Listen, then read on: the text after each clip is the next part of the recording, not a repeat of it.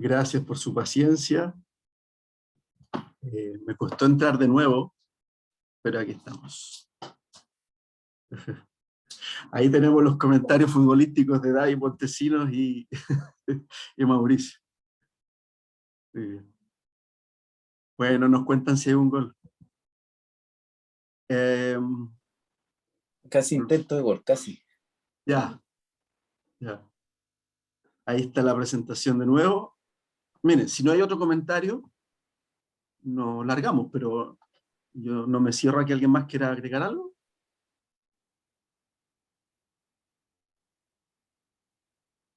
No los veo a todas, así que si alguien quiere hablar, solamente empieza a hablar.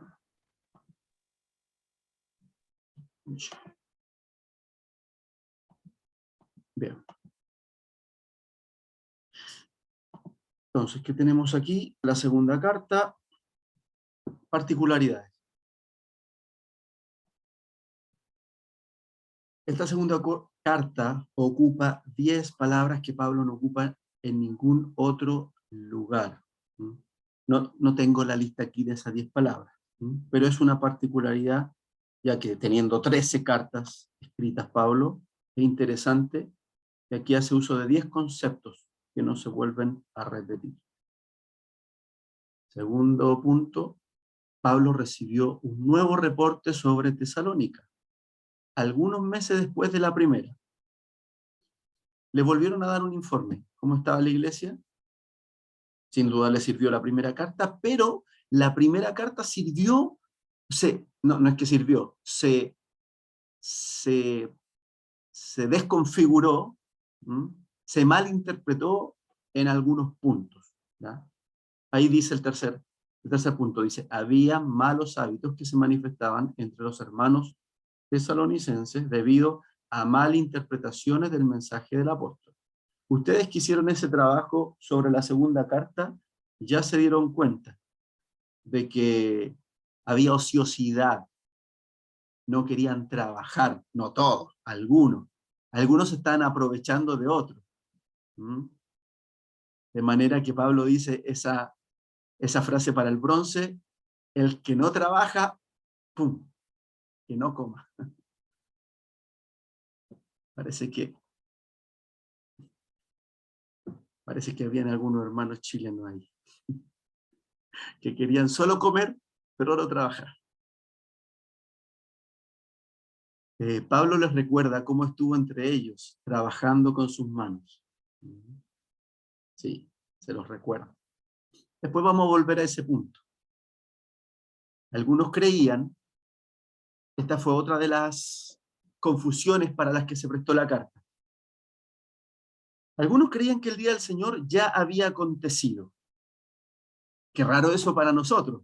Para ellos no, porque no tienen una doctrina escatológica establecida, no saben cómo es lo que viene después. Por lo tanto, si en la primera carta Pablo les dijo que Cristo venía, en los meses que pasaron, algunos empezaron a sembrar la confusión, es que entonces Cristo ya vino, ya ocurrió, ahora estamos, la persecución, estamos como en el tiempo de la tribulación, pero Cristo ya vino.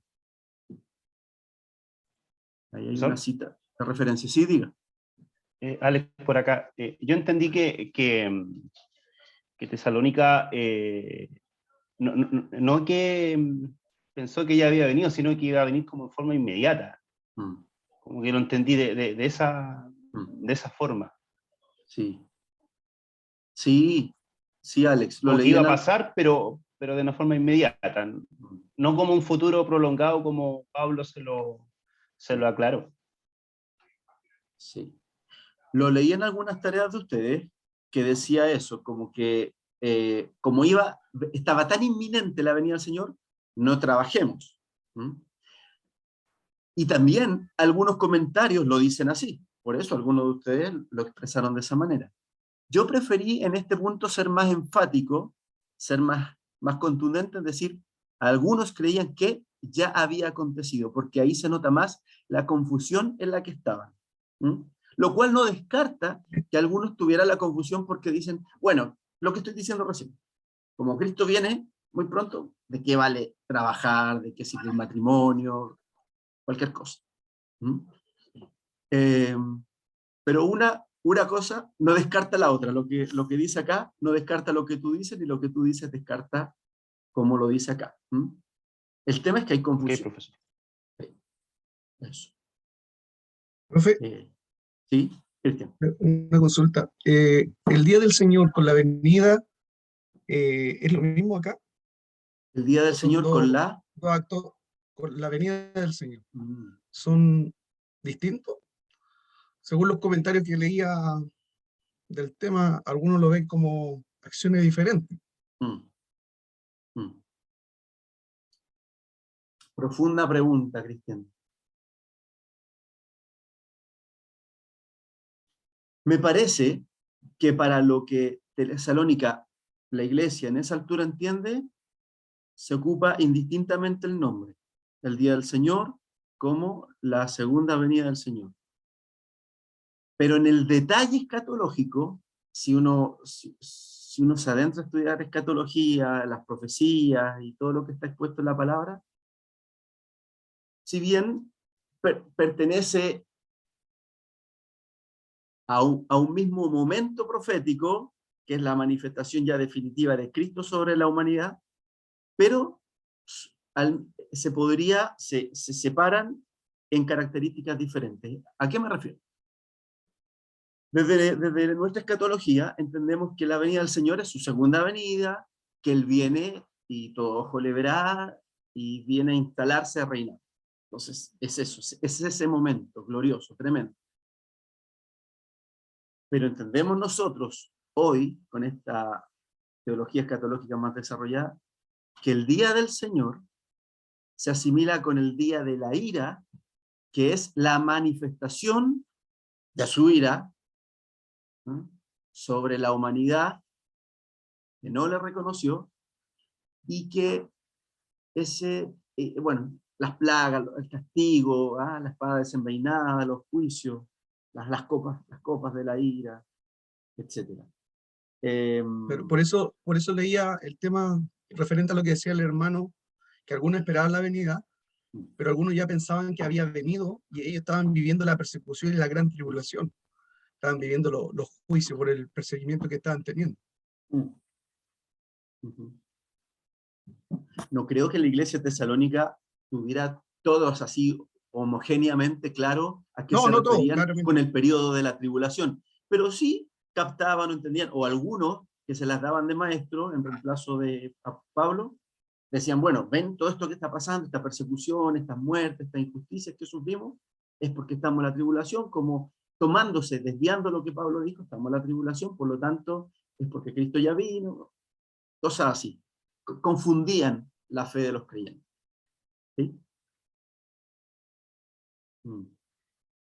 ¿Qué dice el siguiente punto? Los hermanos de Tesalónica estaban confundidos y atemorizados. La confusión produce temor.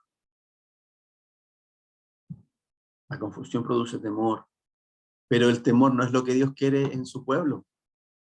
Entonces, parten confundidos, siguen atemorizados respecto a la venida de Jesús. Quizás eso de confundir el día del Señor, el día de la ira, lo estamos viviendo, Cristo ya vino, no sé, o va a venir, pero estamos en eso, en un ambiente de temor.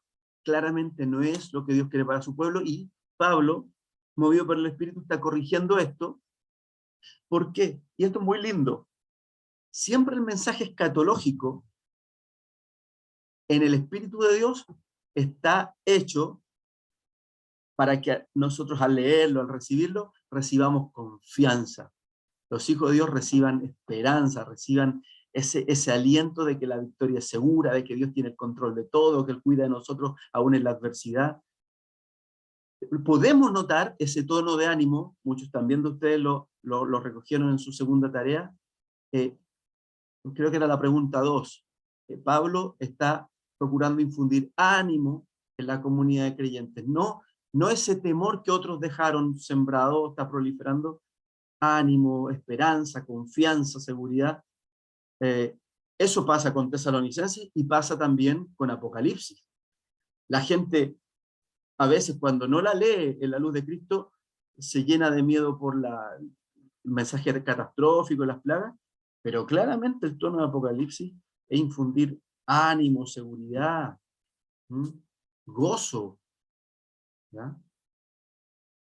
Manuel, ¿qué dice?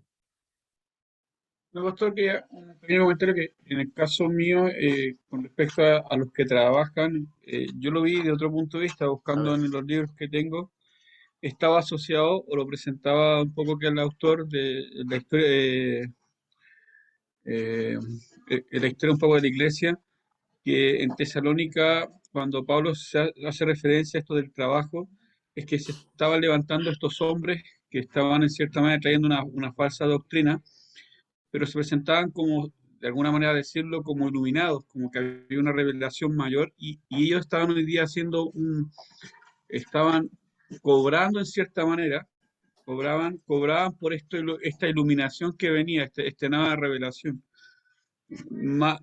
Bueno, en donde yo leí lo presentaba más de ese punto de vista, más que un concepto de ociosidad, sino que por eso Pablo en cierta manera dice, como yo anduve, como yo me comporté, o cómo les transmitimos nosotros el Evangelio. Porque, bueno, lo que yo leí en el libro que yo leí salía un poco eso, de que era un concepto de que ellos estaban apareciendo nuevas revelaciones y en cierta manera estaban haciendo dinero con eso. Es un pequeño comentario que... Es un muy buen aporte el que nos estás haciendo, Manuel. Es verdad, y vamos a hablar de eso ahora, un poquito después de esta diapositiva, pero lo que tú estás diciendo no excluye lo otro. Que hubieran falsos maestros iluminados que se creen tener la verdad, más encima lo hacen por interés, por ganancia, no como Pablo, desinteresadamente, con entrega, que trabaja con sus manos, lo otro por ganancia. Que hayan esos maestros iluminados no quita que habían también hermanos ociosos que se dejaron estar, se pusieron flojos.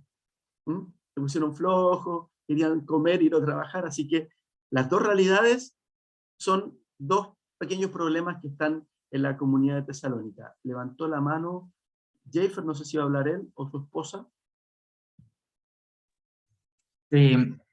Sí, respecto a lo que decía el hermano Manuel, tenía harto sentido que el mensaje de Pablo fuera tan contradictorio y tan enfático en Segunda de Tesalonicenses respecto a eso, porque hace énfasis en varios versículos sobre que los vagos trabajen, que el que no trabaje, que no coma, que yo trabajaba para demostrarles, y no porque yo no tuviera la necesidad o salvando la responsabilidad de la iglesia de que tuviese que sustentar a sus ministros, sino por darles ejemplo. Entonces, hace mucho refuerzo en eso, en el hecho en que en ese momento los falsos maestros lo que hacían era eso, ¿no? Cobrar por unas nuevas profecías o en realidad es muy aplicable a esta época, como dijo usted, Pastor Rubén, al principio, no hay nada nuevo bajo el cielo. Es como el hecho ahora de que la gente cobra por bendiciones y por orar por profecías. Entonces, hace harto sentido a lo que hablaba el hermano Manuel respecto a que cobraban como por prestar sus servicios, por así decirlo. Gracias, Jafer. Gracias. Yo, a propósito de esa, qué bueno que también lo relacionaste, que esto sigue pasando. Les pregunto a ustedes, a manera de aplicación de ese tema de la ganancia, si los invitan a una iglesia a predicar, o quizás como están estudiando, los invitan a dar un estudio, a enseñar. ¿Cuántos de ustedes se preocuparían de decirle al pastor anfitrión que lo está invitando, y cuánto me van a pagar o a ofrendar? ¿Cuánto me van a dar? A ver, veámoslo previamente. Ojalá que ninguno. Ojalá que ninguno. Yo creo que nadie, profesor. Sí, Primero yo no, jamás. Claro. ¿Por qué? Quizás porque tenemos cierta comprensión de lo que significa compartir la palabra. Pero, como Jafer decía, no hay nada nuevo bajo el sol, porque de qué pasa, muchos lo hacen. A ver, ¿y cuánto entonces van a ser mis honorarios? O algunos, no sé, algunos se van a sorprender, otros van a darse cuenta que no es nada nuevo. Dicen, pero yo voy siempre y cuando la ofrenda que me den sea de mínimo, y ponen un monto, mínimo a 50.000 pesos. A mí me tocaba escucharlo, pero también como joven criado en la iglesia, hijo de pastor, aprendí eso desde jovencito. Fue mi padre que me dijo: hijo, si te invitan a predicar, nunca te preguntes, ni le preguntes cuánto va a recibir, eso déjaselo al Señor. Si te dan, gloria al Señor, y si no te dan, gloria al Señor también. Así que ahí como un consejito, parece que está de más para ustedes, pero igual, como se dice, nunca está de más. Mariana tiene la mano levantada, después volvemos con Cata y no sé si alguien más. Iba a decir que quizás eso también no tendrá algo de cultural, porque me parece que existen como iglesias que tienen la capacidad para fijar, por ejemplo, no sé si llamarle sueldos, pero a toda la persona que colabora como en el culto, hay una retribución económica, y quizás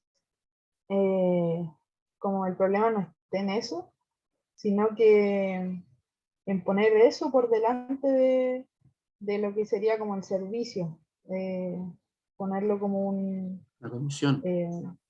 ¿Cómo? Como una condición. Claro, como una condición. Porque la retribución económica para todas las personas que sirven, sería genial que eso pudiera ocurrir en nuestro contexto. Muchas veces no se puede, pero quizá el tema de la condicionalidad es el problema. Totalmente. Qué bueno que nos haga ese aporte, porque no vamos a condenar. Quizá hay otras sociedades, otras culturas más prósperas, más organizadas, no sé cómo definirlas. No los podemos condenar. Si existe el procedimiento, si se le dice a la persona cuando le invitan, está bien. Pero Mariana dio en el punto, sí, eso es, que si uno pone eso como condicionante, ¿ah? Si uno, como si tienen que cumplir con cierto estándar, entonces a eso apunta el comentario y la pregunta. Vamos con Mauricio y después con Cata y Jeffrey. Profesor, a ver, en primer lugar me quiero hacer cargo de lo que acaba de decir la compañera, sin ánimo de polemizar, pero creo que ese razonamiento nos puede llevar a una moral relativa. Vale decir, tener un estándar para cada sociedad o para cada cultura distinta, es definitivamente, digamos, nos lleva a una moral relativa, nos lleva a algo que lo aceptamos en algún momento y en otro momento no lo aceptamos. ¿Ya?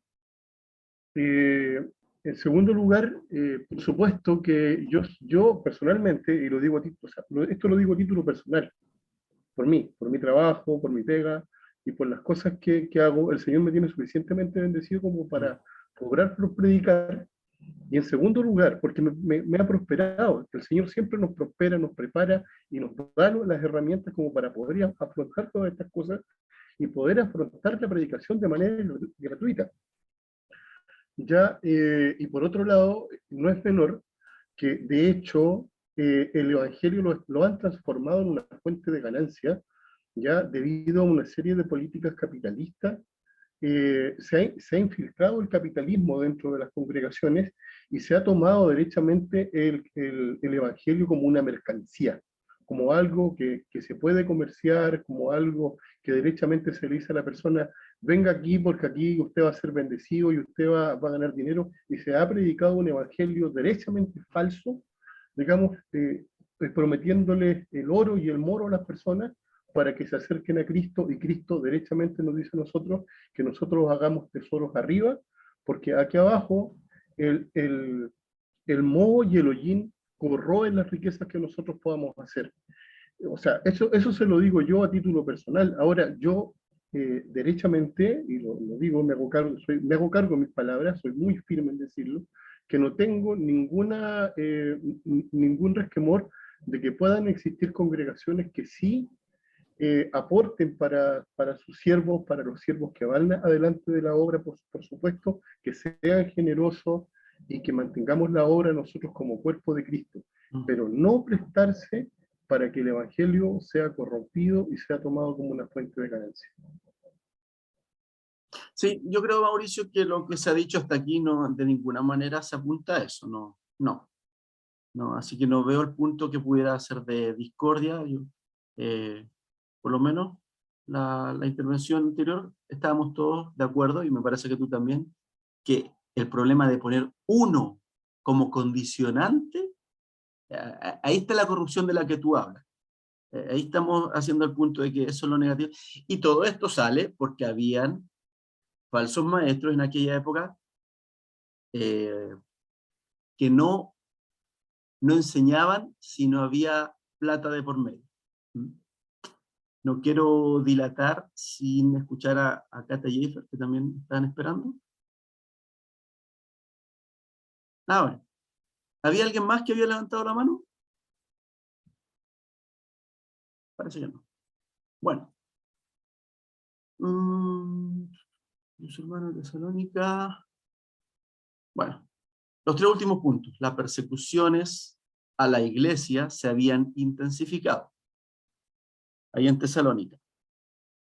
En ese contexto, Pablo le está escribiendo esta segunda carta. Penúltimo punto, Pablo les da ánimo en medio de la persecución. Y último punto, cada capítulo es una sección de la carta que termina con una oración. Me acuerdo que en la primera carta, esperar que ustedes también se recuerden, cada capítulo terminaba con una alusión a la segunda venida de Cristo, ¿verdad? ¿Algunos se acuerdan? Esta carta, que solo tiene 3 capítulos, cada capítulo, que equivale a una sección de la carta, y el que puso los números del capítulo le achuntó medio, es una sección, 3 secciones, y cada uno termina con una oración de Pablo, bueno, no excluyamos a Silvano y Timoteo, una oración apostólica por los hermanos que están en Tesalónica. Muy lindo, sigue siendo muy paternal. ¿Ah? Como nodriza dijo en la primera carta, ¿verdad? Esas son las particularidades, que es lo que viene luego. Aquí está. Aquí está, a ver si con esto terminamos la primera hora, para ver un ratito del partido.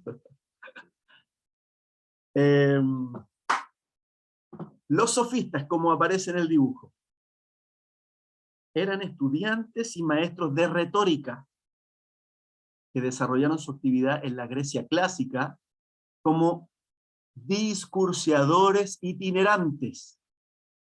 Nada nuevo debajo del sol. ¿Cuánto? A ver, no quiero satanizar ni estigmatizar a los predicadores itinerantes, pero es peligrosa la posición.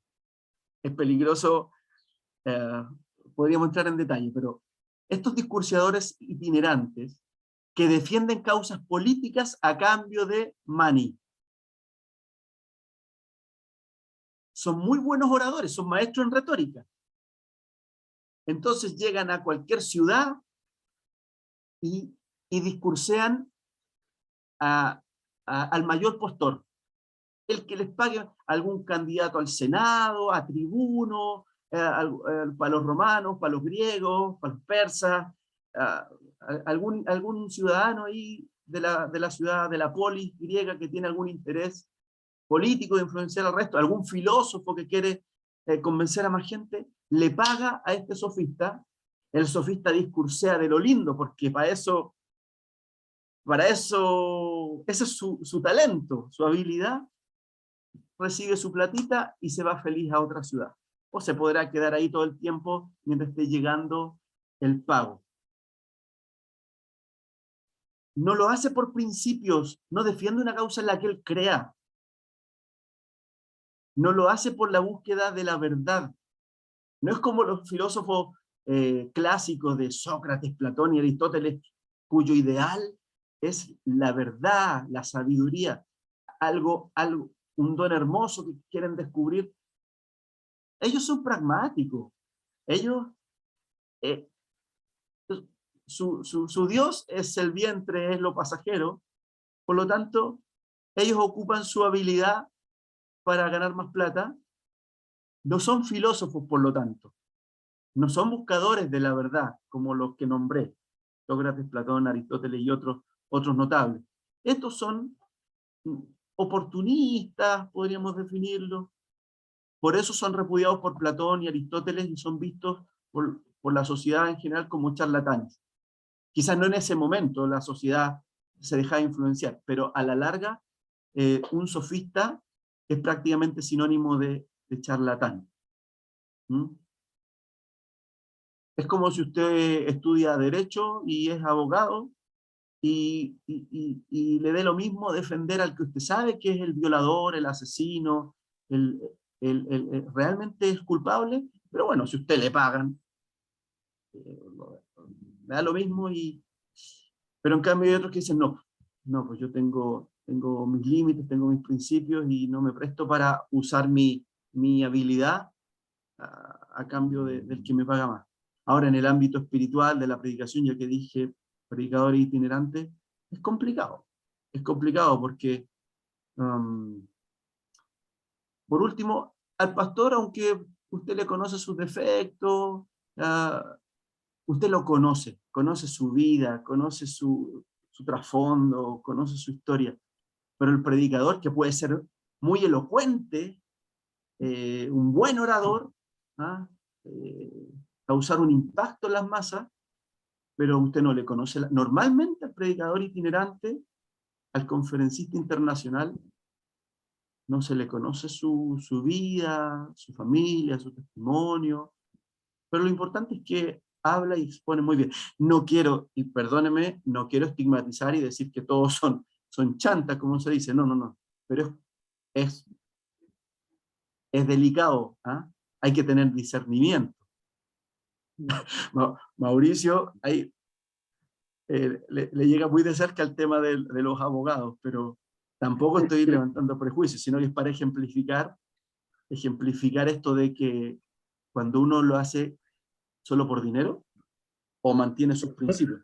Por eso Platón y Aristóteles los criticaban porque Platón y Aristóteles son grandes pensadores, serios, filósofos, en todo el sentido de la palabra, buscan la sabiduría, también deben ser buenos oradores, pero no lo hacen por dinero. Y acá, en el Nuevo Testamento, Pablo también marca la diferencia, y por eso les dice a ustedes, me conocieron, hermanos de Tesalónica, que yo trabajé al estar con ustedes con mis propias manos, porque yo no quería ser una carga para ustedes, porque yo, si bien tengo derecho y podría recibir sus aportes, pero quería marcar la diferencia respecto a los sofistas. Walter, ¿eras tú el que quería decir algo? No, yo, profesor. Mauricio. No. Sí, lo que pasa, profesor, a ver, es que hay que distinguir ahí, porque muchas veces a uno le toca, a ver, en un juicio siempre hay dos partes, siempre. O sea, siempre hay un legítimo contradicto. Y yo me coloco en el caso de que a una persona le estén imputando falsamente un delito. ¿Fija? Y si le están imputando falsamente un delito y esa persona no es defendida, esa persona va a pagar injustamente una culpa. Es lo que pasó con Cristo, con nuestro Señor. Nuestro Señor no tuvo defensa. Y le levantaron testigos falsos y lo llevaron al matadero. De hecho, es el ejemplo que se coloca en la cátedra del juicio más injusto que ha existido en toda la historia de la humanidad. Entonces, toda persona, por principio, digamos, por derecho natural y por las convenciones internacionales y por la Constitución chilena, todas las convenciones a nivel mundial, todas, la europea, la africana, la americana, el derecho anglosajón, todas contemplan el derecho a defensa como un derecho fundamental de toda persona que sea imputada a un delito. Si hay evidencias suficientes como para poder condenar a una persona en Chile, más allá de toda duda razonable, esa persona va a ser condenada. Pero siempre va a haber un equilibrio procesal y procedimental, que es que esa persona va a tener o un defensor público o va a tener un abogado de turno que lo va a tener que defender. Y a su vez va a tener un abogado creyente o va a tener al fiscal que lo va a perseguir. Siempre se va a producir el equilibrio procesal, profesor. Siempre. Ever, forever. Nunca la persona, el imputado, o la persona, digamos, que sea imputada por un delito, va a quedar solo. Entonces, siempre se tiene que producir eso. Esa es solamente mi intervención. Está bien. Gracias. Ustedes pueden buscar en distintos casos. Podemos dejar de lado el caso de la abogacía, y podemos, por ejemplo, buscar otro caso de aplicación en los políticos. Ahí es más fácil porque están más desprestigiados. ¿Cuántos políticos hablan, tienen mucha retórica, pero en realidad carecen de principios reales?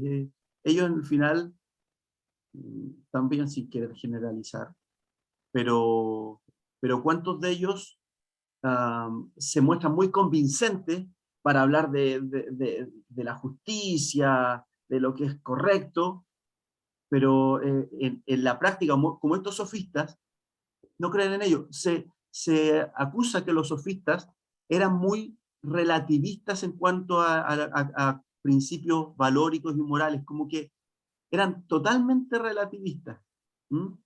No tenían una base ética, por eso también Platón y Aristóteles lo critican fuerte, con diferentes otros filósofos clásicos.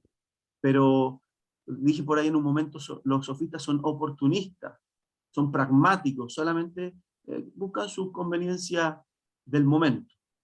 Y claramente Pablo, no solo en las cartas a los tesalonicenses, en otras cartas también procura marcar la diferencia. Pablo no tiene ningún problema con el dinero y con recibir aportes de los cristianos. Acordémonos cómo les agradece a los filipenses el generoso donativo que le enviaron. No porque se los hubiera pedido, pero dice, gracias por ese hermoso donativo que me enviaron por Epafrodito. Lo recibió, no se los mandó de vuelta, ni se lo dio a otra persona.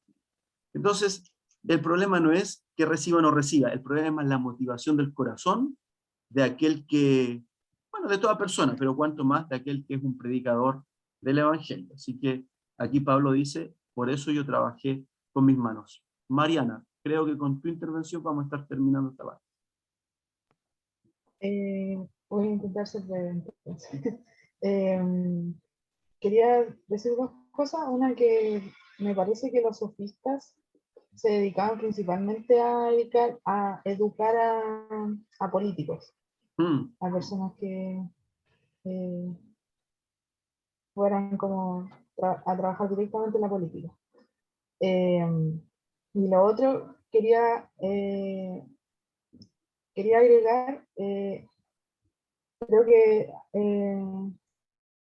Nexo, hoy día estaba viendo un texto, era de antropología, y hablaba de la visión que tenían los judíos del trabajo, del oficio, como ellos lo veían como una virtud.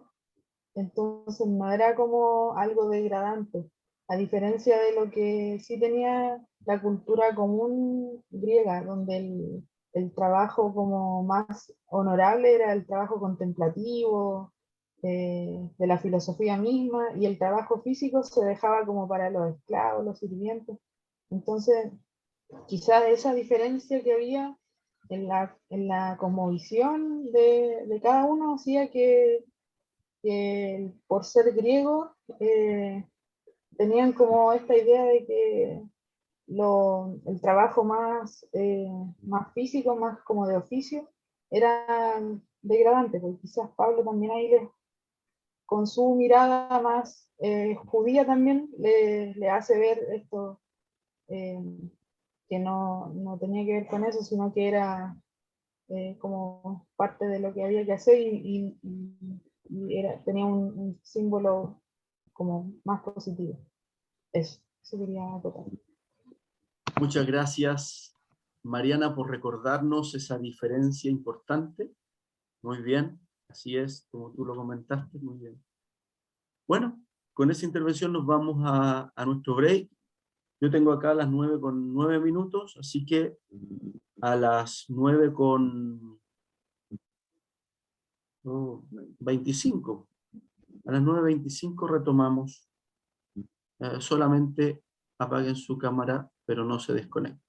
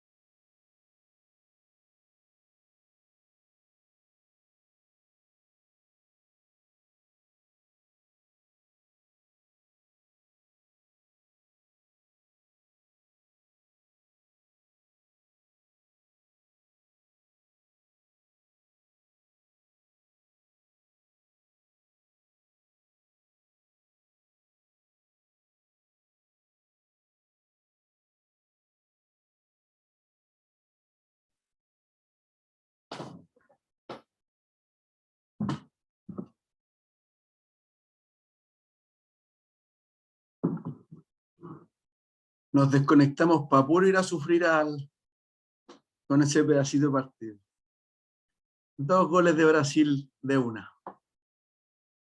Mejor estar en clase.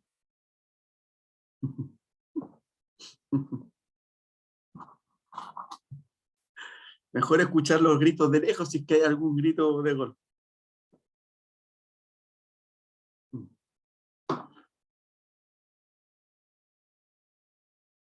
Terrible.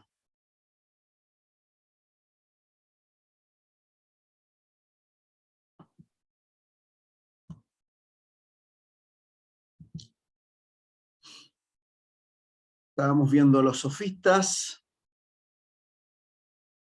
Creo que fue Manuel el primero que nos habló de unos que hablaban por interés económico. Entonces hay que entender que si Pablo hace alusión a que él trabajó con sus manos, está marcando la diferencia respecto a otros que enseñan, pero pasan el platillo para que les pongan ahí dinero. Profe, este podría haber sido también el pensamiento del Simón el Mago. En Hechos, claro. De ver una entrada ya, pero a través del Evangelio. Sí, pues de hecho, durante la Edad Media, la Iglesia Católica acuñó el pecado de la simonía, por Simón el Mago, simonía de querer comprar un cargo eclesiástico para recuperar la inversión. Wow. ¿Ah? ¿A cuánto tengo que pagar? Pero después la recupero ejerciendo el cargo de obispo, de lo que sea. Así que, claro, tiene relación ver la iglesia, ver la proclamación del mensaje como fuente de ganancia personal. Me parece que la carta a Timoteo dice que unos predican por ganancia deshonesta. Así que Pablo está marcando la diferencia respecto a esos falsos enseñadores en la comunidad cristiana, entendiendo el contexto cultural, que es normal que el que tiene habilidades oratorias enseña, predica, pero su ambición, su propósito, su objetivo es ganar platita. Entendemos que el obrero es digno de su salario, pero es que la motivación que nos mueve a compartir el mensaje de la palabra no es cuánto vayamos a ganar. Por eso lo que comentaba en un momento, si uno va a preguntar o no va a preguntar antes de predicar, antes que te inviten, antes de ir a donde te invitaron, ¿cuánto me van a dar? Uno separa las cosas porque nuestra motivación no es lo que nos puedan retribuir económicamente. Si lo hay, qué bueno, y si no lo hay, el Señor tiene el control de todo, de nuestra economía también. Un poco eso hacía Pablo. Cuando en Filipenses 4 Pablo dice, todo lo puedo en Cristo que me fortalece, lo está hablando en ese contexto, que sabe vivir en abundancia, como también sabe vivir con necesidad. Para todo estoy preparado, todo lo puedo en Cristo que me fortalece. Ese es el contexto de esa palabra tan conocida en medio de los cristianos. Cata y Eifer, ¿qué nos quieren decir? Que precisamente respecto a lo de ganancias, creo que tiene que ver con enriquecerse. Las ganancias tienen que ver directamente con enriquecerse y no con las cosas básicas, ¿no? Que es como comer, vivir. En este tiempo, no sé, pagar el agua, la luz. En ese tiempo no había esta necesidad. Claro. Pero tiene que ver un poco con eso, ¿no? Con el cubrir las necesidades básicas. Lo otro ya tiene que ver con enriquecerse, el hecho de tener ganancias deshonestas, y cuando habla de esto, en cuanto a ganar dinero, es eso, ¿no? Como ganar dinero a causa de esto, como enriqueciéndose, utilizando como un medio la predicación. Claro. Gracias, Jeifer. Sí, porque Pablo dice, porque los que quieren enriquecerse caen en tentación y lazo. Lo dice, si no me falla la memoria, en la segunda carta a Timoteo. Y dice también, porque gran ganancia es la piedad, lo que tú estás diciendo, acompañada de contentamiento. porque teniendo sustento y abrigo. Tú en el fondo estás hablando de austeridad, de sencillez. Es fundamental para todo ministro de la palabra. No hemos sido llamados a hacernos ricos. Ojalá que tengamos todas nuestras necesidades cubiertas. Yo creo que Dios así lo quiere. Pero de ahí a anhelar ser rico, a comprarme un jet privado, a usar autos de lujo, es incompatible con la proclamación del Evangelio.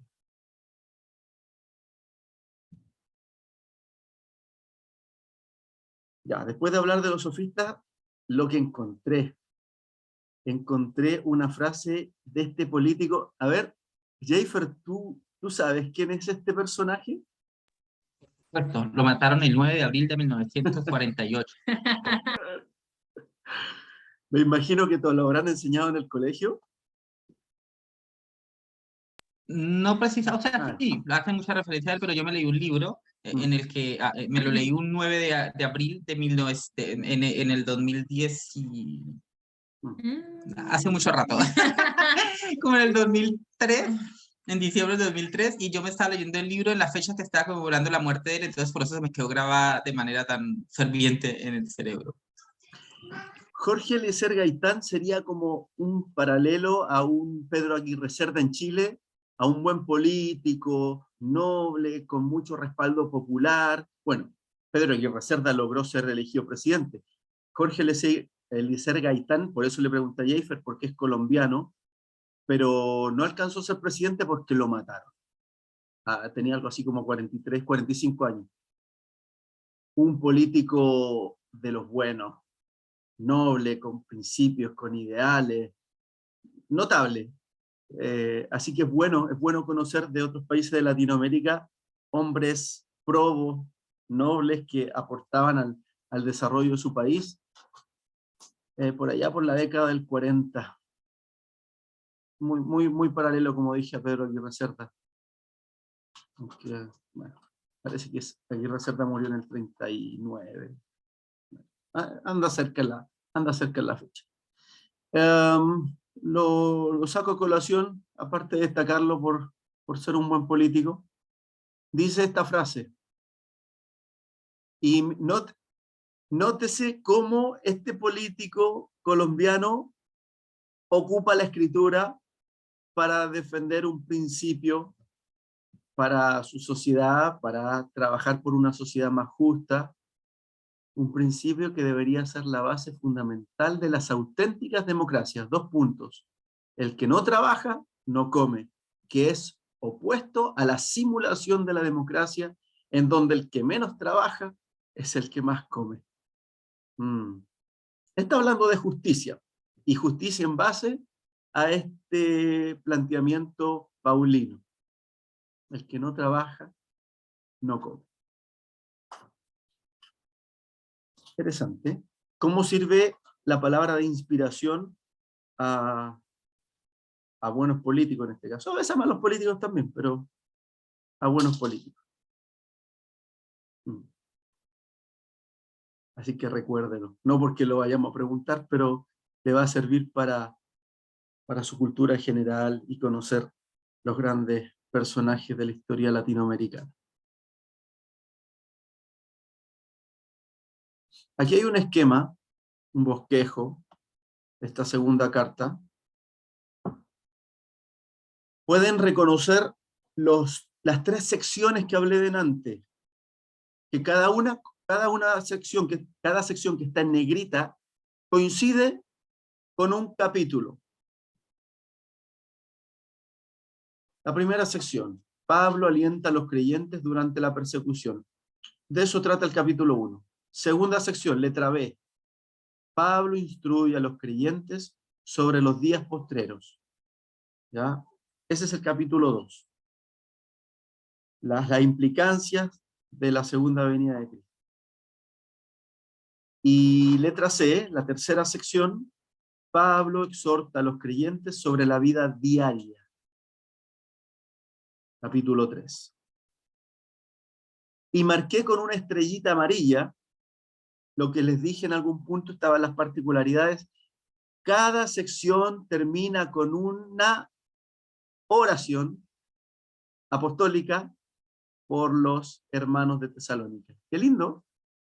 Hoy en día los hermanos se sienten incómodos de orar por WhatsApp, pero Pablo lo habría hecho. Si oraba en una carta, cortito, no era una gran oración, cortita, pero para sellar cada sección, dejaba escrita, junto a Silvano y Timoteo, dejaron escritas estas 3 breves oraciones. Pablo ora por los creyentes, capítulo 1, del 11 al 12, súper cortito. La segunda oración, capítulo 2, del 16 al 17, y la tercera oración, capítulo 3, del 16 al 18. Cortita cada una, como un mensaje de WhatsApp, ahí para sellar cada mensaje que le está entregando. Ahora, si mal no recuerdo, yo les dije, confírmenme ustedes, que en general, Pablo cuando escribe una carta, establece una división en sus cartas. Una primera parte que es punto suspensivo, y una segunda parte, ¿alguno se acuerda? ¿Hablamos de eso? A ver, díganme.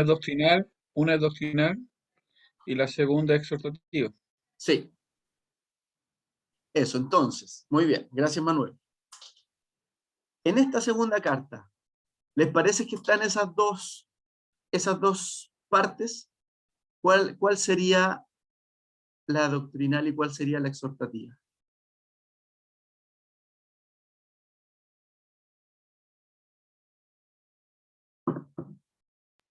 Para mí el capítulo 2 es doctrinal. Sí. Y la la exhortativa? C es exhortativa. Bueno, la palabra está ahí mismo, exhorta, así que claro. La letra C, capítulo 3, es la parte, yo también le llamo, está súper bien si tú lo dices como exhortativa, pero le llamo la primera parte doctrinal o teológica y la segunda parte práctica. Da consejos acerca de la vida diaria, cotidiana. Ahí tienen ustedes para ver, no estoy leyendo cada uno de los subtítulos, pero me voy a ir al capítulo 3, a ver qué cosas prácticas está instruyendo a sus hermanos de Tesalónica. Parece que hay buenas noticias de Chile. Esperamos que sí. Hay una interferencia, no sé quién tiene su micrófono abierto que suena como una lavadora. Gracias. Entonces, capítulo 3. Consejos prácticos. Primero, destaca versículo 1, orad por nosotros. Es súper práctico. Orad por nosotros. Primera instrucción o exhortación, oren. Pero miren qué lindo. Es, otro chilenismo, es el pedazo de apóstol o de equipo apostólico. Pero miren cómo se pone, oren por nosotros. ¿Ah? Se baja totalmente del caballo y, hermanos, serán más nuevos, tendrán algunos errores, pero por favor oren por nosotros. Es hermoso eso. Es hermoso cómo los valida en su fe. Qué lindo que el pastor, que el maestro, que el discipulador, discipuladora, le diga, hermano, ore por mí. Hermoso. Pablo lo está haciendo con su equipo ministerial, oren por nosotros. ¿Qué otro consejo práctico? Si quieren ayudarme.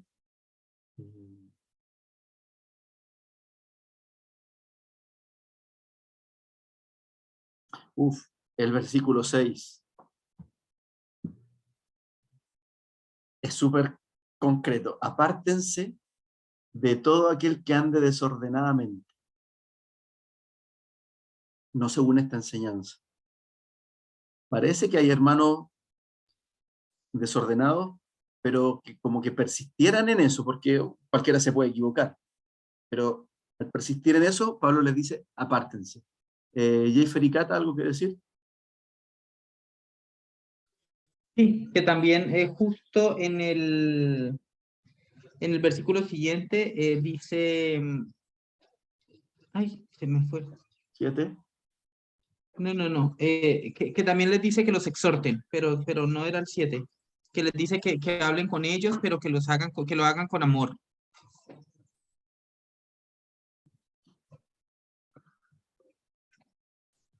¿Lo encontraste? A tales personas en el 12, a tales personas les ordenamos exhortarlos en el 15. Señor Jesucristo, que tranquilamente pongan a trabajar y ganarse la vida. Ustedes, hermanos, no se cansen de hacer el bien.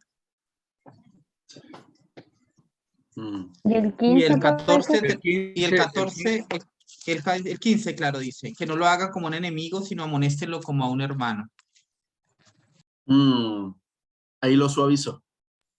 Claro, digo que es práctico porque les dicen que lo tienen que hacer, pero no de una manera tosca, sino con el fin de corregirlo y como a un hermano.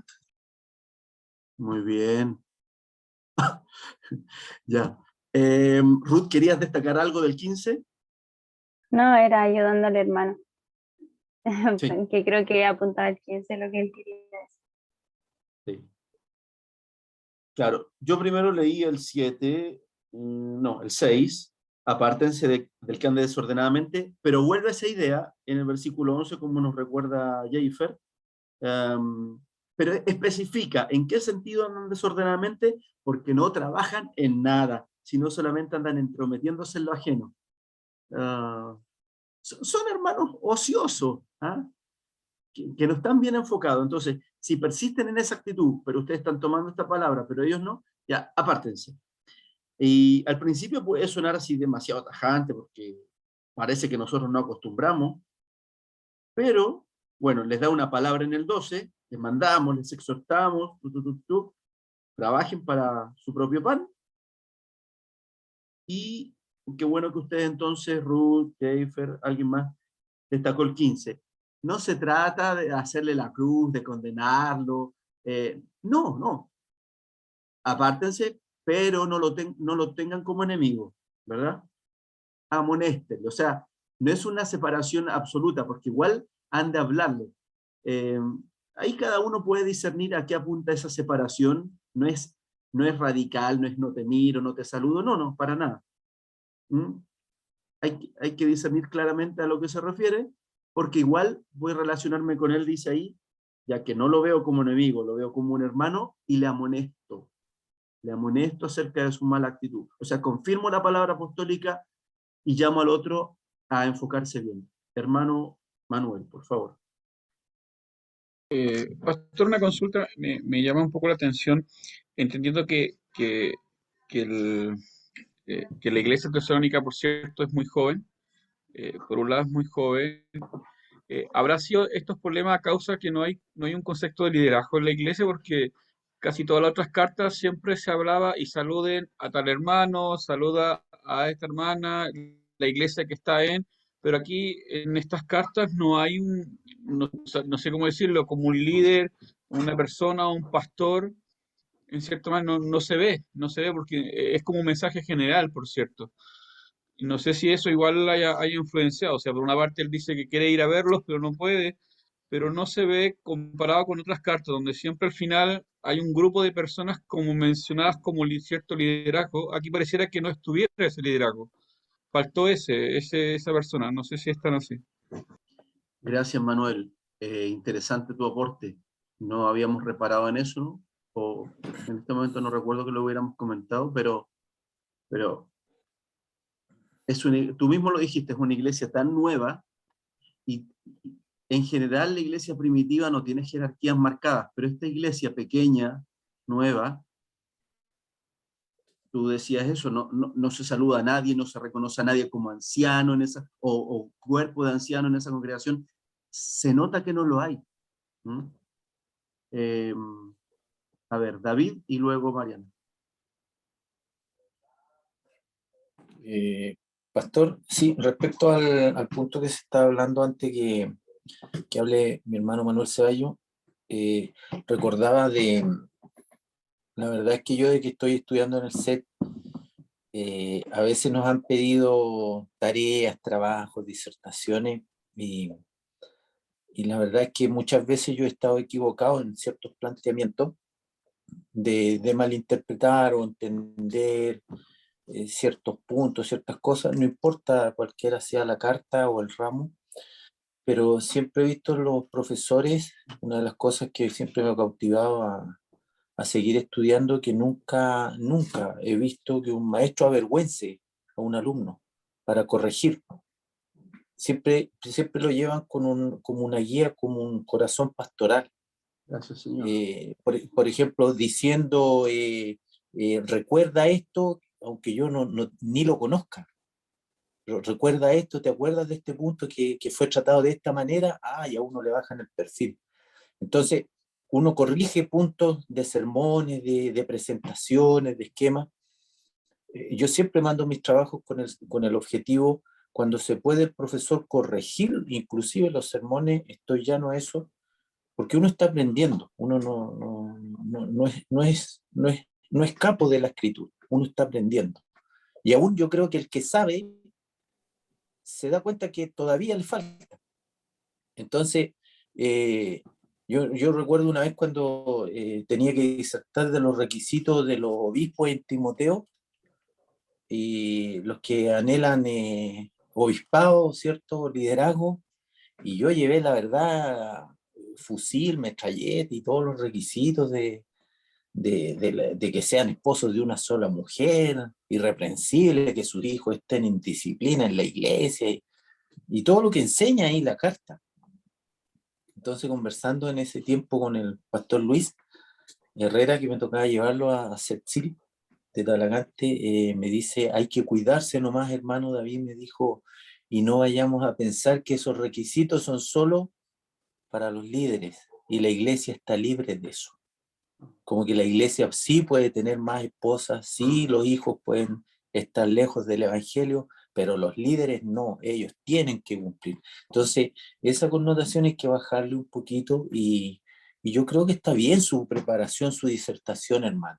Me bajó de la moto, que yo iba a 100 y tantos por kilómetros por hora, sin darse cuenta, o quizás se dio cuenta, porque es muy sabio, lleva muchos años enseñando, y el tema es que la disertación fue una bendición para todos los hermanos. Entonces, cuando Pablo exhorta a corregir aquí en amor, la verdad es que a mí una de las cosas que me preocupa, pastor, y perdone que me extienda, es cuando se habla por ejemplo, de apostasía, de que, no sé, la promiscuidad, lo que usted está hablando, la vida libertina, sexual, cuando entra en el mundo, por ejemplo, estas cosas, estábamos hablando los griegos, el tema es cuando esto entra a la iglesia. Entonces, el tema para mí de todas estas cosas es cuando afuera del mundo yo creo que tiene suficiente de jefes que encaran, de jefes que humillan, de gente que dice de mal manera las cosas. Se supone que en el Evangelio debiéramos plantearnos entre hermanos, entre pastores, de otra manera, con temple, con el tema de enseñanza, con el amor pastoral de corregir, aún al ocioso que nos saca a veces de las casillas, que no quiere trabajar, que lo critica a todo, ¿cierto? Porque a veces el que menos trabaja, el que más critica, el que más opina y el que menos hace. Eso a uno le toca verlo. Yo creo que afuera tenemos más que suficiente. El tema es que dentro de la casa del Señor debiera notarse una diferencia. Corregir, sí, no salirse del contexto de la idea de los principios, pero siempre con el amor pastoral, que es lo que ha hecho el Señor con nuestra vida. Eso no, disculpe que me haya alargado. Gracias, es bueno escucharle, hermano David, edificante, testimonio. Mariana, te escuchamos. Lo mío es una pregunta, volviendo un poquitito al texto, por lo último que mencionaron, que era el tema de apartarse y eso, en el tema para interpretar esto, para no ser como lo que, no sé, hacen los testigos de Jehová. Aquí, por ejemplo, en el versículo 6, se está, claro, mandando a apartarse de quienes están haciendo esto incorrecto. Y, o sea, no sé, me dice si está bien.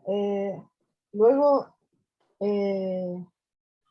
Pablo escribe esta carta, la envía, y la segunda parte, que es la que hablaron del 14 y del 15, donde hay que volver a corregir y apartarse, es para quien no hace caso a la carta ya enviada, ya recibida para ellos. ¿Es ese el orden o es solo una reiteración como del mismo tema? Esa es mi duda. Gracias, Mariana, por tu pregunta. Entonces, aquí Pablo, con Silvano y Timoteo, está terminando de escribir esta segunda carta. Ya en la segunda habían instrucciones. Aquí también se está corrigiendo los errores que surgieron después de la primera. Y, como se dice, Pablo está cortando por lo sano, en el sentido de, hermanos, tomen esta medida. Esta es la instrucción práctica. A estos hermanos que recibiendo este mensaje siguen andando desordenadamente, no a los que hayan andado desordenadamente, porque si se equivocaron, pero reconocieron su falta, enmendaron su rumbo, ya está cumplido el propósito.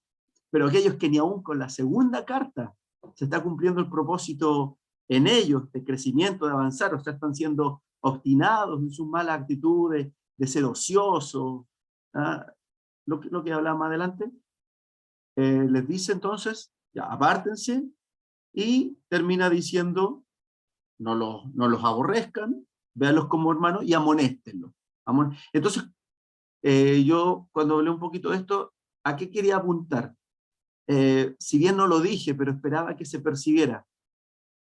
No es tanto un apartarse físicamente, como por eso dije, no es quitarle el saludo, no hablarle, es un apartarse en cuanto a las cosas que hacemos. No voy a andar en el mismo pie que ellos, por lo tanto, tomo distancia en lo que ellos hacen y en lo que yo hago, se marca la diferencia, pero lo sigo considerando mi hermano, y por lo tanto, cuando nos relacionamos, le digo, hermano, tienes que cambiar eso, porque yo lo aprendí, que recibí, que tengo esta enseñanza de parte del Señor, por medio del apóstol, también procuro ahí, en la cotidianidad, en lo que nos vemos, influirlo, ganarlo, que cambie de conducta. Eso es. No sé si con eso logro dar respuesta a tu inquietud. Sí, de hecho, a mí no se me había hecho como tan obvio esto, que no era como algo tan físico. Y ahí me surge otra pregunta, cortita.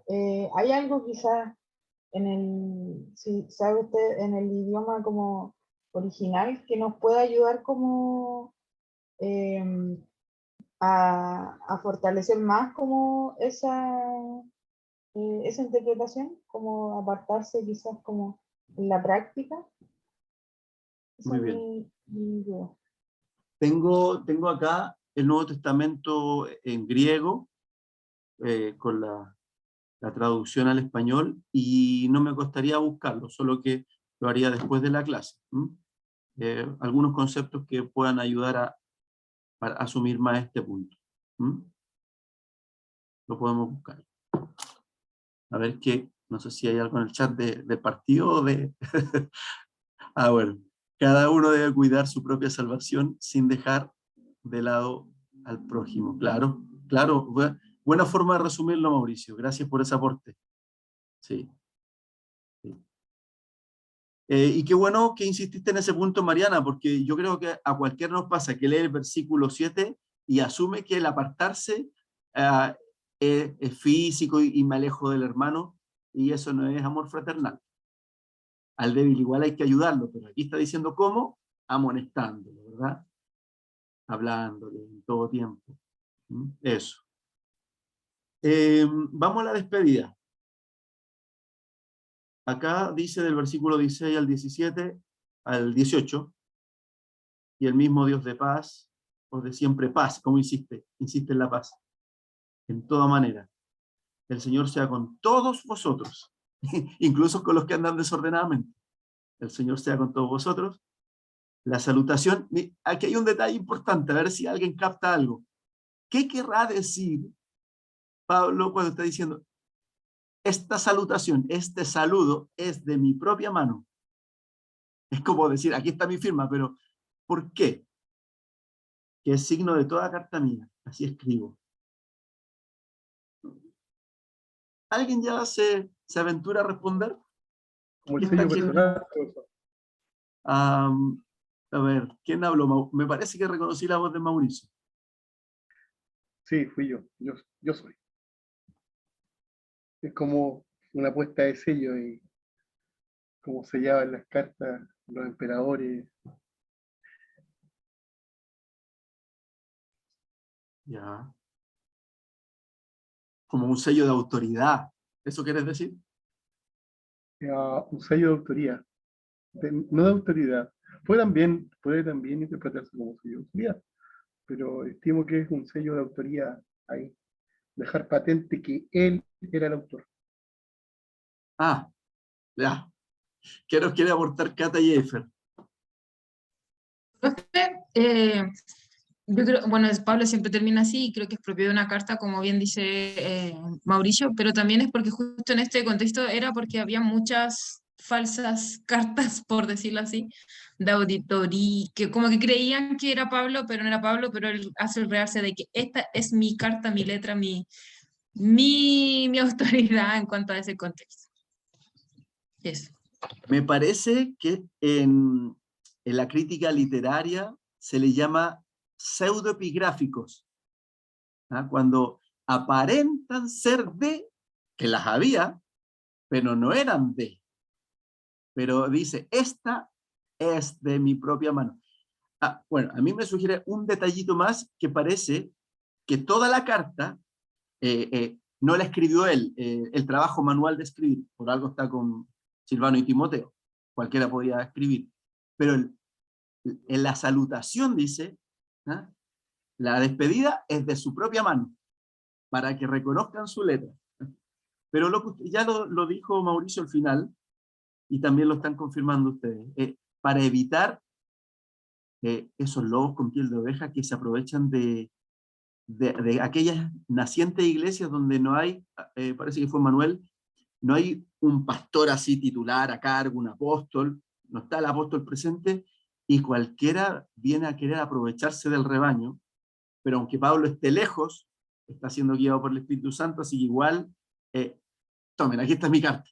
Nadie puede decir que esto no es verdadero, ustedes me conocen. Cata y Jeffer querían decir algo más, porque levantaron la mano, ¿no? Ya.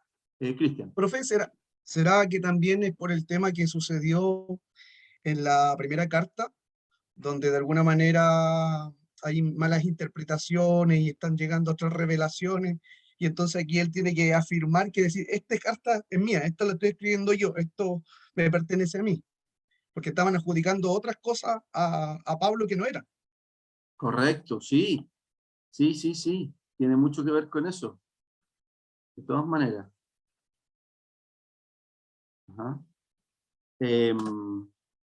A ver. Voy a pasar la lista. Alex. Presente. Ana Guzmán. Presente, profesor. Catalina habló recién. Cristian también habló recién. Daiglenis no va a seguir. Daniel Catalán. Ahí está Daniel. Muy bien. David Escobar, lo escuché hace poco. Ahí está. David Montesinos, creo que... Sí, presente, profesor. Esteban Droguet. Presente. Ahí está. Félix. Presente. Bien. Giovanni. Presente, profe. Está Giovanni. Gustavo. Gustavo Villalba. Allá veo una pantallita que dice Viviana y Gustavo. Supongo que me están escuchando. Leslie. Aquí, profe, aquí. Muy bien. Manuel Ceballos, sí. Lo reconozco ahí. María Victoria.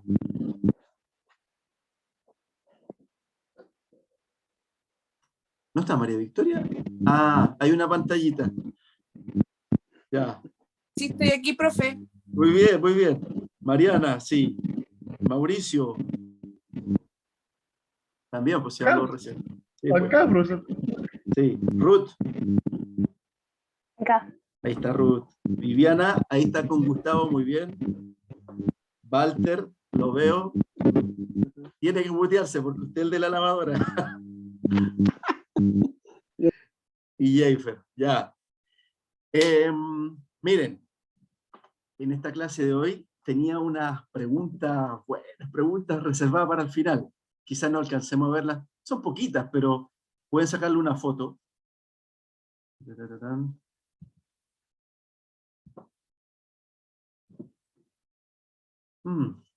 La ven, ¿verdad? 1, 2, 3, 4, 5, 6 preguntitas sobre esta carta. Cuando hablamos de 2 Tesalonicenses 3:17, donde decía estas salutaciones de mi propia mano, en la cuarta pregunta dice que junten esa expresión con 2 Tesalonicenses 2, 1 y 2, porque tiene relación 2, 1 y 2. Lo leo. Exhorto ante todo a que se hagan rogativas por apurarme, me empiezo a equivocar. Acá está. Pero con respecto a la venida de nuestro Señor Jesucristo y nuestra reunión con Él, os rogamos, hermanos, que no os dejéis mover fácilmente de vuestro modo de pensar, ni os conturbéis, ni por espíritu, ni por palabra, ni por carta, como si fuera nuestra, como si fuera nuestra. En el sentido de que el día del Señor está cerca. ¿Nota la relación? ¿Cuál es el problemita que Pablo está solucionando? ¿Quién lo quiere comentar? Hay otros que están enviando cartas a la iglesia igual, que no es Pablo. Ahora nos queda claro. Perdón, ¿quién habló? Hermano David, por acá. Bien, David. Ahora queda claro. Pero bueno, ahí lo tienen en la pregunta 4, como dije. Esas dos evidencias internas, que Pablo, sin contar el problema, lo que dice, ya, llegaron otras cartas. Hay otros que están hablando como atribuyéndose autoridad apostólica que no tienen. Y confundiendo, y decíamos al comienzo que la confusión trae temor a estos hermanos nuevos que no están todavía bien cimentados en la doctrina, especialmente de la escatología. No las vamos a responder todas, por eso les pido que le saquen una foto y a ver si las trabajan en esta semana. Pero ¿qué más podemos comentar de estas 6 preguntas? Pastor, Dígame, hermano Manuel. una pregunta que, no está, pero usted una de las preguntas que hizo es ¿qué limitancias tiene escatológicamente la carta segunda de Timoteo? Me gustaría saber un poco cuál es su opinión. Gracias. Bueno, mi hermano. Lo que le puedo decir en este momento es que, si bien las cartas de Tesalonicenses nos aportan mucho en cuanto a la escatología, al entendimiento de los últimos tiempos, no es un estudio sistemático, metódico, punto por punto, no nos arma un panorama bien armado de todo, sino que nos presenta conceptos nuevos que, pongámonos en el lugar de Tesalonicenses, no manejábamos el concepto de aquel inicuo llamado el anticristo, no manejábamos bien la diferencia, lo decíamos delante, de la venida de la segunda venida de Cristo con respecto al rapto o arrebatamiento, que lo dice en la primera carta y se nota que es algo diferente. No manejábamos lo que dijeron también en un comentario acerca del día del Señor, o la tribulación, aquello de que no manejábamos ese concepto que si bien ya está en acción, ¿se acuerdan? Ya está en acción el misterio de la iniquidad, ya está, pero en su manifestación plena de aquel inicuo, y ahí como que se pasa de un sistema anticristo a una persona anticristo. Tampoco manejamos bien la diferencia como hermanos nuevos, pero dice que hay quien al presente lo detiene. Y siempre se hace la pregunta, ¿y quién es a lo que lo detiene? Al final está relacionado. Dios, es el Espíritu Santo, es la iglesia, porque el Espíritu Santo mora en la iglesia.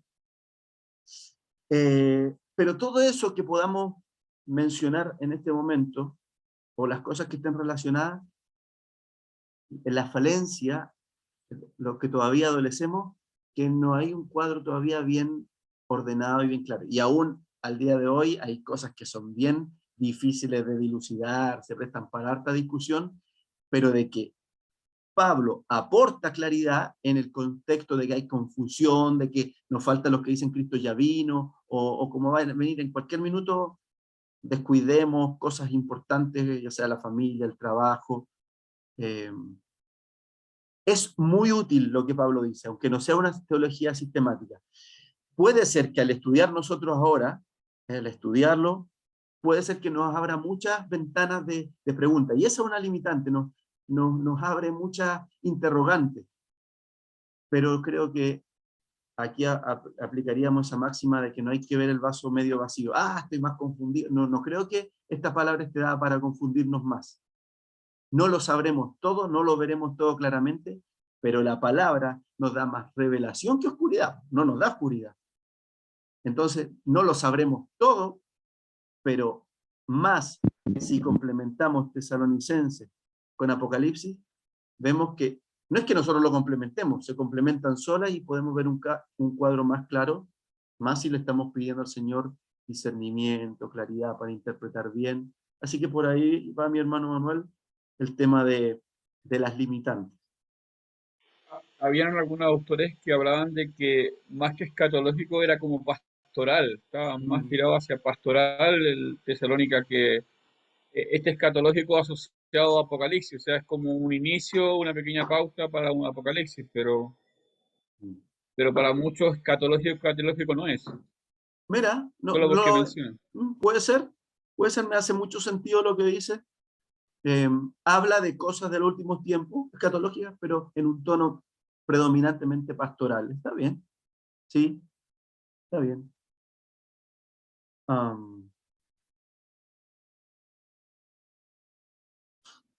Bueno, esas preguntas las voy a dejar ahí, evitando alargarme mucho. Pero sí quiero, ya que la próxima semana no vamos a seguir con Tesalonicenses, vamos a estar de lleno con 1 Corintios. Quiero hacer un alcance, que si no lo hago ahora, dudo que lo vuelva a hacer, de la primera carta al final, ya que estamos hablando de la despedida de la segunda carta, alguien me parece que la clase pasada hubiera dicho algo de a qué se refería, no me acuerdo quién fue, o si fue por el WhatsApp, con ósculo santo. Saludad a todos los hermanos con ósculo santo. Debemos entender que ósculo significa beso. Entonces salúdense unos a otros con un beso santo. ¿Por qué no un abrazo? ¿Por qué ósculo? ¿Por qué un beso?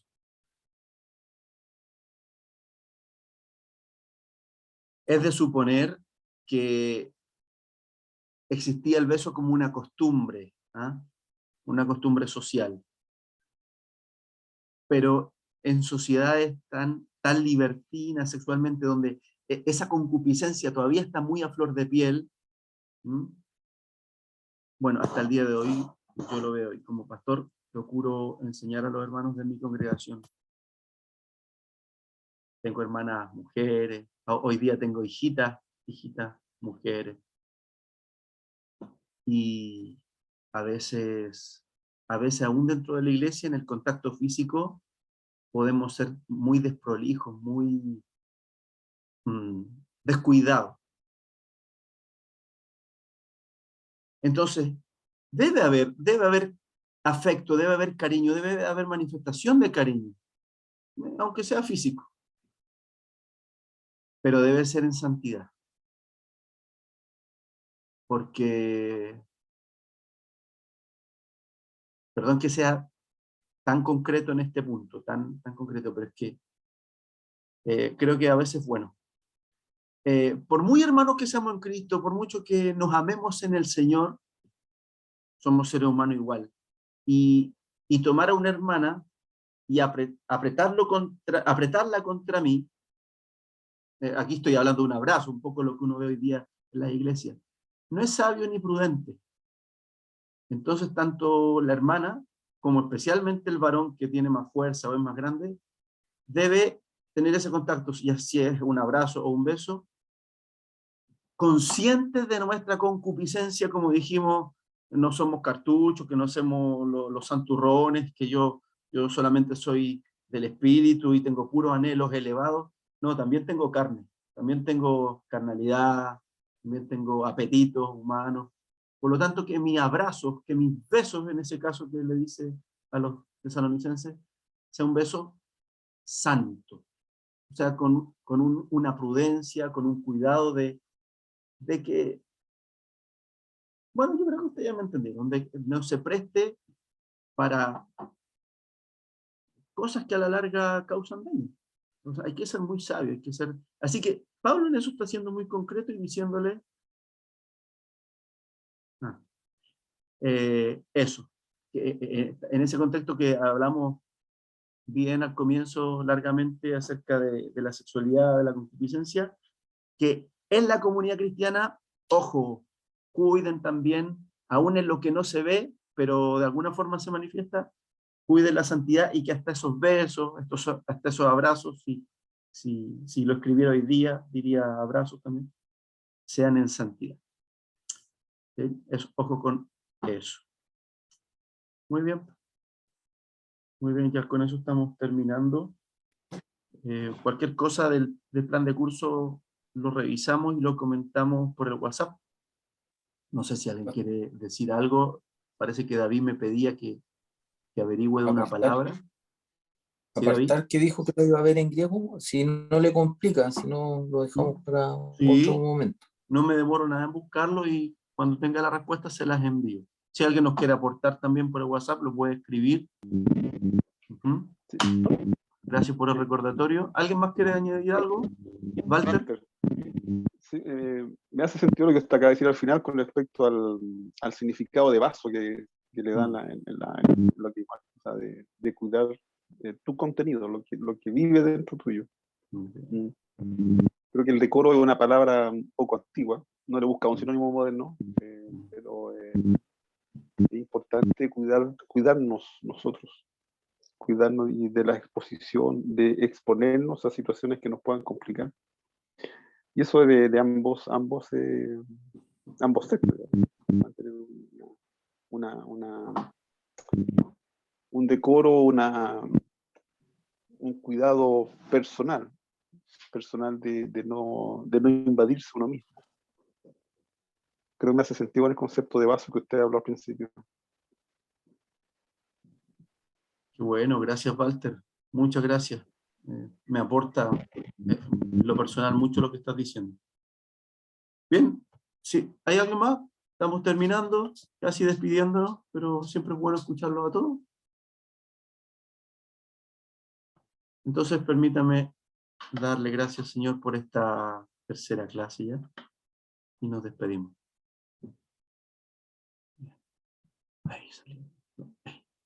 Amado Dios, muchísimas gracias por este tiempo especial, hermoso, edificante, porque usted está en medio nuestro. Yo sé que es así porque su palabra lo dice. No estamos estudiando nuestro propio nombre, estamos estudiando en el nombre de Cristo, por quien son todas las cosas. Para Él estudiamos, para Él nos esforzamos, para Él vivimos. Así que gracias por darle sentido a este estudio, a este tiempo, a este trabajo. Siga dirigiéndonos para edificación, que la carta que ahora tenemos que leer, que es 1 Corintios, desde ya el Espíritu Santo nos vaya hablando, dando mucho entendimiento, saquemos el máximo de provecho de este tiempo de estudio de aquella carta. Guíenos, acompáñenos, sea nuestro maestro en todo momento del día, aún al dormir. bendíganos con salud, con fuerza, con todo lo que necesitamos, Señor, para seguir avanzando en sus caminos. Gracias por poder conocernos y compartir, y en sus manos ponemos lo que viene por delante. Gracias, Señor, en el nombre de Jesús. Amén. Ya, pues, mi hermano, nos despedimos. Amén. Profesor. Sí, dígame, Mauricio. Bueno, relacionado con el ósculo, había una ley en Roma que se llamaba la ley del ósculo solemne. ¿Ya? Y esa ley del ósculo solemne implicaba que cuando uno cortejaba a una joven o a una mujer de una familia, y uno le daba el ósculo solemne, uno le entregaba una cantidad de bienes a la familia, porque iba a sacar a esa mujer de esa familia. Pero podía ocurrir de que el novio muriese antes de sacar a esa mujer de esa familia. Entonces, en Roma se decía qué pasaba con los bienes y se preguntaban a los romanos qué pasaba con los bienes. Y ahí se producía una distinción. Los romanos resolvían esa situación diciendo, si el hombre le dio el ósculo solemne, la mujer se quedaba con la mitad de los bienes. Y si el hombre no le alcanzaba a dar el ósculo solemne, la mujer debía devolver esos bienes. Eso se relaciona con el ósculo santo, profesor. Me parece. Por una cuestión de carácter matrimonial. Interesante, Mauricio. Claro, Sí, básicamente es una promesa de matrimonio. Cuando uno le da el ósculo solemne a una dama, en el derecho romano vulgar, uno básicamente lo que hacía era, es mi prometida en matrimonio.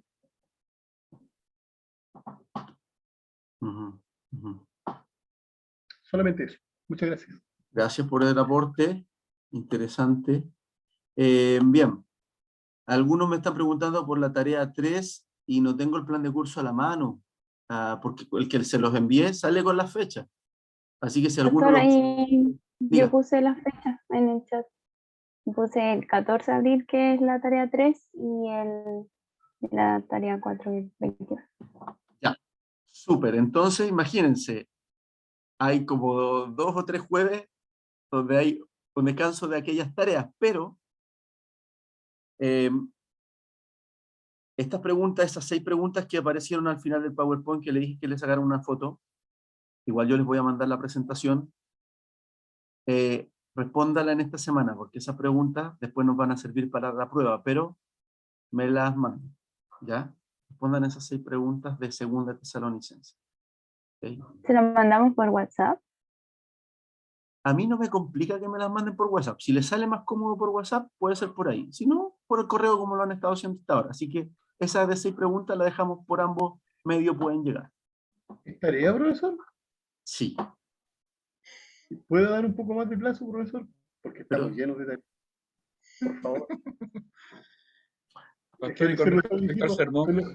Se lo solicito ipso facto de inmediato, porque si no, después puede quedar en la duda. ¿Podría extender un poco más de plazo, por favor? Sí, son 6 preguntas puntuales, no son de estudio, ni hay que buscar otros libros, solamente revisar la Biblia e ir respondiendo de ahí. No hay que buscar en fuentes de internet, nada. ¿Ya? De verdad, profesor, sí, no, se lo pido. Los últimos de unos 10 días. Sí, mira, esto varía un poco, depende de cuánta carga académica tenga cada uno. ¿Alguien más está en la misma situación de Mauricio?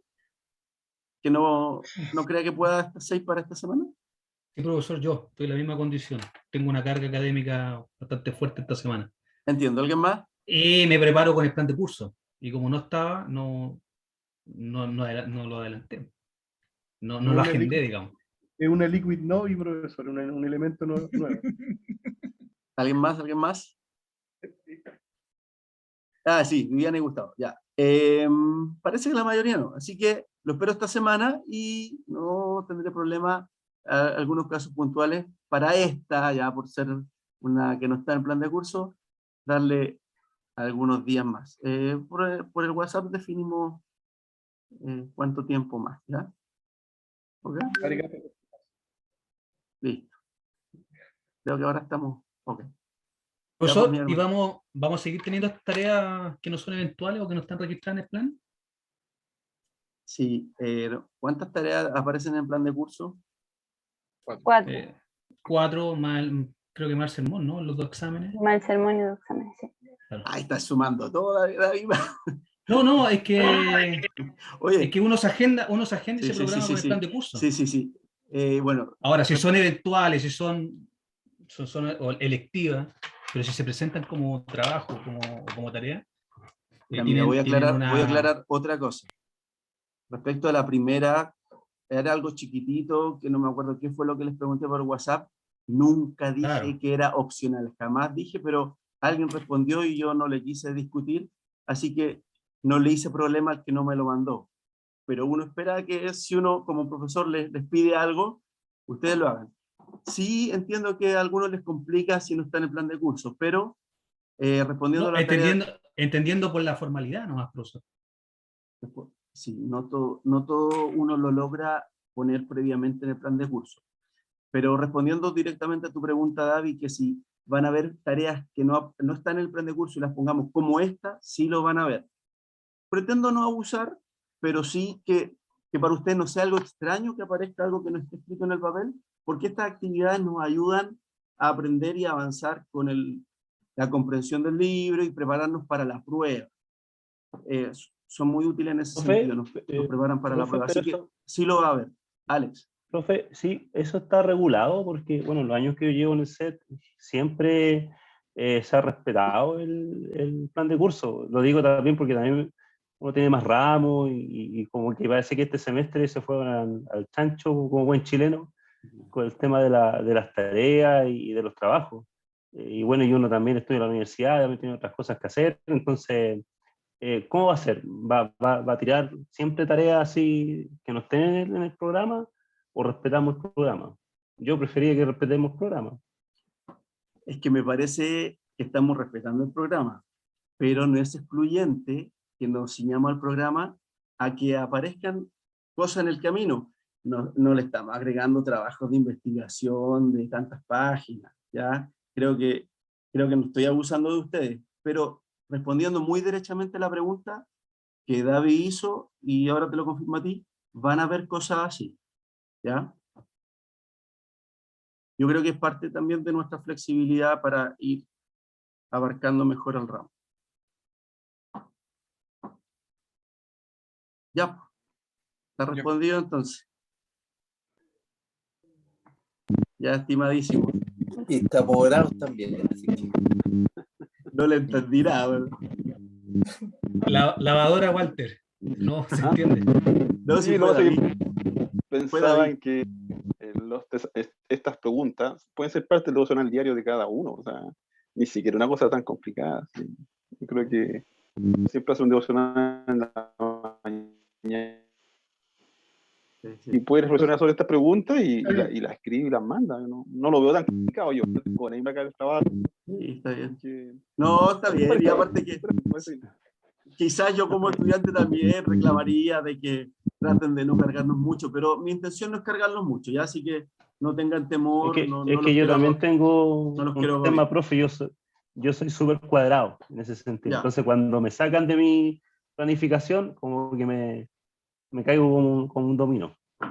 Ya. Ese es un poco el tema, no es cuestionar nada, no, solamente bien. Que lo sacan a uno como de la planificación. De seguridad jurídica, profesor. Ya, pues, estimado. Bueno, ya está respondido. Ruth, a usted el hermano Manuel hace rato que quiere decir algo. Perdón, Manuel. No, es con respecto un poco al sermón, porque me interesa, bueno, yo también soy súper cuadrado y trato de adelantar las cosas, entonces, con respecto al sermón, ¿ya podemos hacerlo de acuerdo a primera Tesalonicense o segunda Tesalonicense, o hay que esperar un poco Corintio, un poco eso? Y lo otro que el caso de la pauta que usted dio, bueno, yo en este caso hice hermenéutica y tengo las pautas, porque casi todos los ramos de este semestre están pidiendo sermones, entonces tengo como uno que ocupo. Entonces, si se puede ocupar eso. ¿Tú quieres, Manuel, ocupar un formato diferente? Sí, lo que pasa es que como digo, los ramos que estoy, los tres me están pidiendo sermones, entonces generalmente estoy ocupando como el mismo en los tres. También los tres me dieron distintos tipos para preparar sermones, una distinta estructura. Ya, entonces, yo creo que no debe variar mucho el que tú tienes, pero déjame verlo. Mándame tu formato, el formato, no el sermón. Mándame el formato a ver en qué cambia, qué le agrega, qué le quita, y así lo comentamos entre nosotros. Si alguien más está en esa situación, y podemos comenzar con el sermón de acuerdo a los dos libros que ya habló, o hay que esperar el Corintios. Esa es la pregunta. Sí, mira, es que lo único que yo no quería que se repitieran las mismas porciones. Okay. Por eso quería, ni siquiera yo asignárselo, pero quería ver qué porción iba a tener cada uno. Entonces, voy a estarlo recibiendo en orden. Si alguno ya quiere empezar a trabajar, dígame qué porción de las 4 cartas quiere empezar a hacer el sermón, unos versículos, un capítulo, y me lo escribe, y si alguien se repite cuando me lo mande, y coincide, los dos quieren predicar de Corintios 13, al segundo que me lo diga, le voy a decir, no, ese ya está tomada esa porción. ¿Te entendió, verdad? Ok, sí, perfecto. Ya, ok. Perfecto. Una pregunta antes de finalizar. Viendo el plan de curso, el actualizado, usted dijo que el 31 de marzo, o sea, la próxima semana, habían 5 estudiantes que exponen sermones. Eso no... En la clase 4. Mira, como no tenía el sermón a la mano, el bosquejo a la mano, el plan de curso a la mano, se me está escapando que era para el próximo... Así que toda la razón, Manuel, hay que empezar a trabajar, por lo menos 5 de ustedes que tomen alguna porción de primera o segunda Tesalonicense. Así que los que ya quieran y se planifiquen, elijan y me escriben para ver qué parte van a exponer cada uno. Ya, ok, pastor, sí, en este sentido, sí. Ya, listo. Gracias. Ya, mis hermanos. Bueno, la paz del Señor con todos, que descansen, que esté bien. Pastor se pasó, nos cargó la mata, encima nos colocó el sermón. Ya. Porque perdió Chile. Ay, más encima estamos tristes ya. No se preocupe. Estamos, que el Señor les bendiga. Estamos en tribulación, parece, pero gozo en las tribulaciones. Chao. Chao. Buenas noches. Que estén bien.